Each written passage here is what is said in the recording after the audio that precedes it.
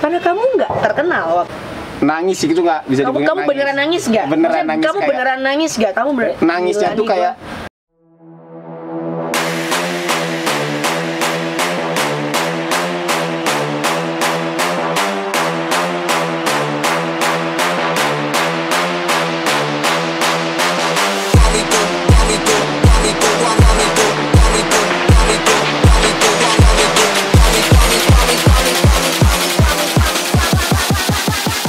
do my two-step.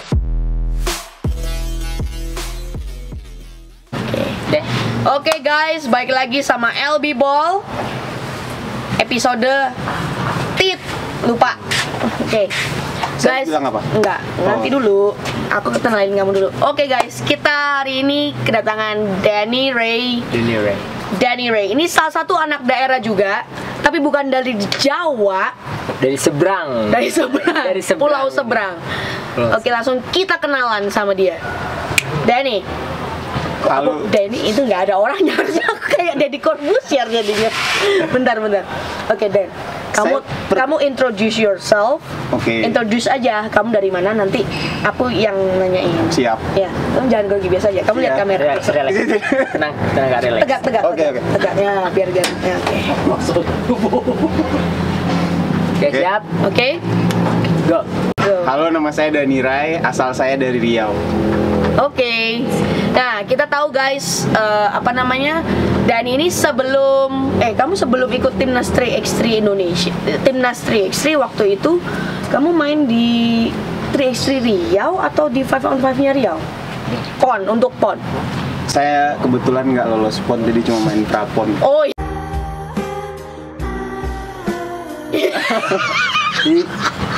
Lolos di prapon itu ya?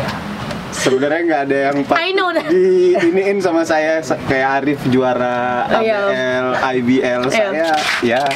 Tapi Danny kamu tuh anak muda dari Riau yang kita tahu ya, kebanyakan dulu kalau dari daerah banyaknya itu dari Pulau Jawa. Tapi kamu dari Pulau Sumatera dan di Riau. Dan kamu salah satunya yang represent Indonesia Timnas 3x3 di mana waktu itu? Di Malaysia, India, Cina, Hong Kong, apalagi lupa. Jadi kamu sebenarnya jalan-jalan apa Timnas? Ya sekalian lah. Tapi sekalian lah. keren ya Kak Jo, anak daerah bisa ikut Timnas terus jalan-jalan ke luar negeri. Yes. Ya kan, satu jalan-jalan kan karena kerja keras. Ya betul. Kamu terpilih juga karena kerja keras. Coba kamu ceritain dong, waktu itu seleksi nggak sih? Atau langsung dipilih? Pertamanya tuh saya langsung dipilih. Jadi pas Nation League di Malaysia itu saya juga kaget kan. Nation League? Ya, Nation League di Malaysia saya juga kaget. Buatan sendiri. Saya masuk gitu, yang awalnya sebelum Nation League ini ada tes event. Jadi itu tuh ada seleksi, tes event di Asian Games di Jakarta. Dan buat Asian Games saya nggak kepilih. Gitu kan. Terus saya kayak mikir, udahlah, mungkin saya nggak bakal kepilih lagi. Cuma dalam hati saya di situ, lihatlah, pasti saya bisa buktiin kok, saya bisa kasih sesuatu gitu. Terus lama-lama setelah Asian Games itu, ada Nation League itu. Pas Nation League itu ada Pak Mocha waktu itu manajernya. Pak Mocha, manajerin Timnas. Kamu berangkat ya ke Malaysia gitu, dia bilang, buat Timnas. Ya langsung iya dong. Wah masa enggak gitu kan, bisa lagi. Ditodongnya langsung kamu Timnas ya.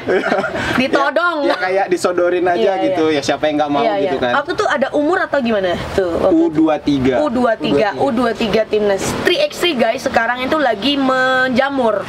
Kenapa? Karena ini cabang olahraga basket yang baru benar-benar di blow up sama FIBA. Dan FIBA sudah ada FIBA 3x3-nya, makanya kenapa sudah ada dunia untuk dunianya. Dan kemarin juga kita di World Tour dapat juara dunia waktu itu kan. Jadi makanya makin jadi tuh 3x3 namanya. Nah, Danny salah satunya yang beruntung menjadi Timnas 3x3 waktu itu. Itu U23 kamu sama siapa aja Dani waktu itu? Ada Rivaldo Tandra. Ada Terus? Reza sama sama Reza Moses. Oke. Dan itu kamu ke semuanya tuh bareng-bareng sama mereka semua? Ganti-ganti. Nah, jadi ceritanya ini luar biasa nih kita pas di Malaysia itu saya ngerasa udah saya paling kecil di sini gitu kan. Saya bisa kasih apa ya? Kayak yang Arif bilang tadi mungkin apa yang bisa saya kasih dengan saya ada di dalam tim ini gitu. Terus saya mikir awalnya saya berangkat dari bench dulu kan kayak. Jadi kamu yang satu ya? Iya. Jadi di game pertama itu saya kayak wah gini ya ternyata lawan orang luar gitu kan. Bentar. Itu diatur atau kalian memang udahlah gue duluan atau udahlah gue istirahat dulu atau gimana? Awalnya tuh kayak ya udah main aja dulu 3 pertama saya kayak aturan itu tuh memang nggak ada. Cuma kayak udah ngerti aja udah duluan gitu. Oh, jadi ada kesepakatan bersama berarti. Iya.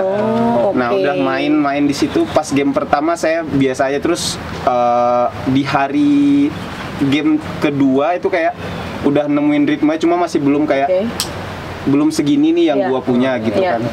Terus kan saya kebetulan sekamar sama Reza bilang udah dan lu keluarin aja mau sampai kapan kalau lu selesai dari sini lu nggak bisa ngasih sesuatu yang lebih gimana buat berikutnya gitu dia bilang. Itu karena kamu lagi nggak enak hati atau kamu gimana waktu itu? Pertama kali kayak ngerasa sekarang waktu itu ada Rivaldo, semuanya yang udah berpengalaman semua lah, maksudnya lebih dulu dari saya gitu. Ada perasaan minder. Berpengalaman apa lebih terkenal? Terus mikirnya udahlah, masa ya gue nggak bisa ngeluarin apa yang gue punya, ya udah. Nah di terakhir itu saya bisa nunjukin lah. Tuh, jadi kamu guys jangan takut sama yang followersnya lebih tinggi Instagramnya. Gak usah minder ya. Jangan minder sama itu. Minder tuh kalau skill kita masih di bawah, ngerti nggak? Iya kan Dan? Iya benar ya. Kamu kan juga jago dulu kan? Iya beda, cewek tuh beda. Jago tuh beda lah. Gampang untuk jago di cewek itu gampang. Kamu merendah buat meroketnya Mbak. Iya. Tanya Arif. Ya udah kita lanjut. Oke. Enggak Dan, soalnya nggak jarang yang post kamu, sedangkan kamu juga punya andil lah di situ, makanya aku ini anak kok bisa ya kepilih gitu loh. Bener kan? Boleh dong aku berpikir seperti itu. Boleh ya? Boleh. Ini anak ngapain kepilih? Karena aku pikir karena kamu nggak terkenal daripada yang itu yang sampai kita. Sekarang juga saya nggak terkenal. Yang kita ngomong tadi Rivaldo dan segala macam. Karena Rivaldo tuh udah di SM. Bener ya? Dan sebelum di SM, Rivaldo di UPH. Dani Ray kita nggak tahu kuliahnya di mana.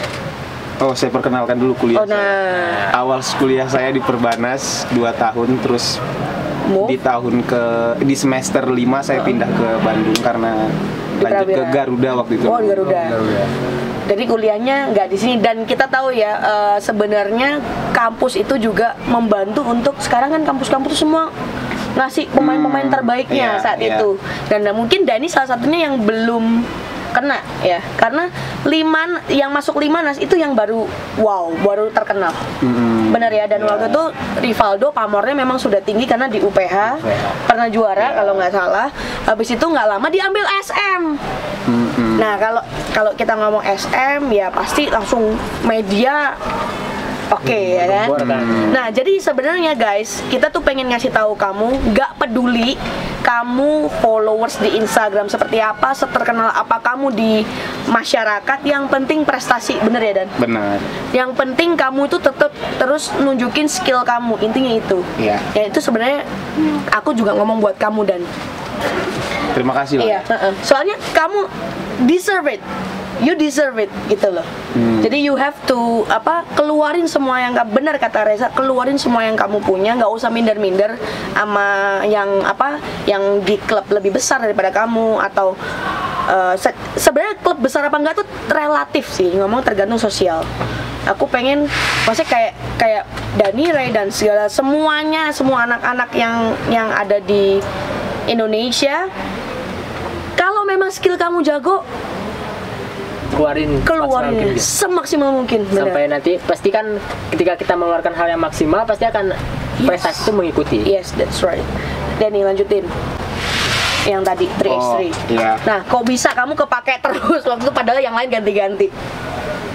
Ya pada saat itu emang kalau menurut saya kalau menurut saya di game di hari terakhir game itu saya benar-benar ya all out lah, maksudnya all out. Okay. Semuanya saya nunjukin apa yang saya punya, kapasitas saya gitu di lapangan ya. Menurut saya mungkin karena performa saya lanjut waktu itu dari Malaysia, terus selang 2 minggu apa seminggu langsung berangkat ke India. Tapi beda orang lagi. Beda orang lagi. Wow. Dari cadangan terus lanjutin masuk bela Indonesia di 3x3 di India, habis di India National kamu League India. National League India, oke. Selang seminggu apa 2 minggu lagi gitu berangkat World Cup U23 di Cina. World Cup U23 di Cina dan ganti lagi. Wow, luar biasa. Keren. Aku salut sih, meskipun aku belum pernah di 3x3. Aku salut sih, maksudnya itu tuh nggak gampang guys. Ngerti nggak sih kalian tuh nggak gampang. Kamu masuk di timnya aja susah sebenarnya. Nggak susah sih, nggak ada yang mudah gitu. Nggak semua tuh nggak ada yang mudah. Tapi worth it, bener ya, worth it. Nah, abis itu gimana? Abis dari China? Abis dari China itu, nah selang udah lama sih selangnya. Maksudnya jalan-jalan terus akhirnya ada panggilan buat FIBA Asia di Cina juga. Nah itu kategori senior. Wow, kan kamu masih umur berapa dan? Waktu itu 21 kali. 21. Masih muda, kalau di cowok itu masih muda. Terus waktu itu yang ikut seleksi itu ada Rizky Effendi. I know. Terus ada Kevin yang masih terus Reza Guntara, saya sendiri, terus ada Irman, sama ada Yeriko, sama ada Moses. Dan you are the one. Ya, saya salah satunya. Beruntung sih mungkin. Wow. Gak ada kata beruntung guys. Karena kerja keras juga lah. What you doing? What you did before kamu tuh bisa kepilih ini, bisa kepilih itu. Persiapan. Persiapan yang dilakukan. Kamu ngapain? Ya saya mikirnya kalau di lapangan saya nggak mandang senior, junior gitu, saya nggak mandang. Hey you. Kalau di lapangan, tapi ketika saya di luar lapangan ya saya hargain. Kalau misalkan dia lebih tua dari saya harus hormat sama dia. Saya harus dengar apa masukan dari dia, semuanya saya dengar. Tapi ketika saya ada di lapangan ya kita perang aja bareng-bareng gitu.